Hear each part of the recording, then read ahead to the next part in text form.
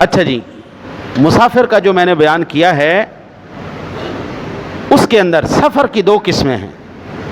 پہلی قسم یہ ہے کہ اتنا طویل فاصلہ طے کیا جائے جو درمیانی رفتار انسانی سے 3 دن 3 راتوں میں طے ہو، اس کو سفر طویل کہتے ہیں۔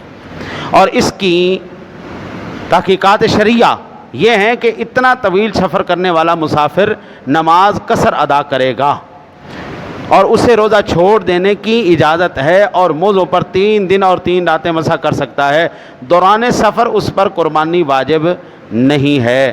دوسری سفر کی قسم یہ ہے کہ اتنا طویل سفر نہ ہو، اس سے مراد یہ ہے کہ اپنے شہر سے باہر نکل جائے، خواہ چند ہی میل باہر صحیح۔ اس کو شریعت کی طرف سے جو تخفیف اور تیسر دی گئی ہے وہ یہ ہے کہ وہ جمعہ چھوڑ سکتا ہے، اس پر نماز باجماعت مؤکد نہیں، اور وہ سواری پر نفل ادا کر سکتا ہے، اور پانی میسر نہ ہو تو تیمم کر سکتا ہے وغیرہ۔ سادہ لفظوں میں مسافر پر قربانی واجب نہیں ہے، اگر کر دے گا تو ہو جائے گی۔ اچھا جی، ایک مسئلہ